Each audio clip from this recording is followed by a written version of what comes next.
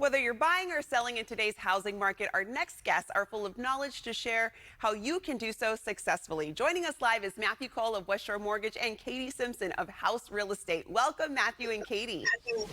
Hey, good morning, Hey, everybody. we're happy you could join us. And Matthew, let's start off with you. Now, what's the difference between pre-qualified versus pre-approval? Pre-qualification is when somebody just makes a quick initial phone call and just kind of goes over the application and says, what do you make? What do you estimated have in your bank account? What do you think your credit score is? And a pre-approval is going to be basically a full run through of actually pulling your credit, verifying your income, verifying your assets, and really making sure that when you're out looking for a house, that you're for sure approved and you're going to make it to the end and not just have an uh-oh pop up in the middle saying, ooh, we had too much income for you, or we didn't have enough assets for you when we talked on the phone. So we verify the entire thing. So a pre-approval is the way to go. Okay, it sounds really good to know the difference between the two. And Matthew, are there any special loans for someone who's self-employed but may not show a ton of income on tax returns? Yeah, we have a lot of special loans for self-employed buyers. A lot of that's going to be whether we use bank statements to verify deposits and things like that. So if you're self-employed and you have questions about buying a house and you may not have a lot of income on your taxes, I highly recommend giving me a call just so I can kind of run you through what the options are. All right, and Katie, I want to get you in the conversation. What's the best advice you can give a seller or someone looking to sell in this market?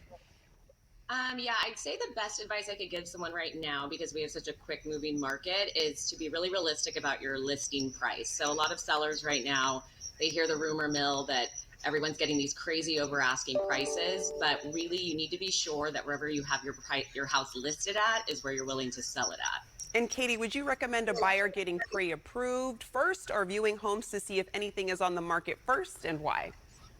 I would always say get pre-approved first, simply because buyers start looking and then all of a sudden they find the house of their dreams and they're not pre-approved. And then they unfortunately can miss out on it, especially in this market because it's just so fast paced. All right, and Matthew, what can someone with bad credit do to get their score up? We have a lot of different programs that we run separate algorithms on for credit that will give us options on either if we remove this debt or if we change this balance on a credit card or if we're able to remove a collection. We could set that up and it'll tell us the projections of the score. But I always recommend sitting down with a professional, myself or whoever you're working with, to have them give you options on what's needed to actually boost your score up, because it does make a world of difference between being at a 699 versus a 700, especially with mortgage insurance. And I know that 1 point doesn't seem like a lot, but in the mortgage world, it's a big difference. Okay, good to know. And Katie, what is the value in hiring a realtor to handle a home sale instead of someone just doing it themselves without the realtor fee? There's a lot of good reasons, but I'd say a big one that people don't think about is there's a lot of money left on the table during the negotiation process once you're in escrow with a buyer. So I think people think, I can put a sign in the yard, I can do this myself, I don't have to pay my realtor, and then they get this contract in their hand and they go, I don't know what any of this means. So it always makes sense to have someone who understands what they're doing and understands the contract and negotiate that deal. I agree. I think if you're doing it by yourself, it can really be overwhelming. It's a lot of research. So having somebody help you that knows exactly what they're doing is going to be beneficial in the long run with such a huge investment.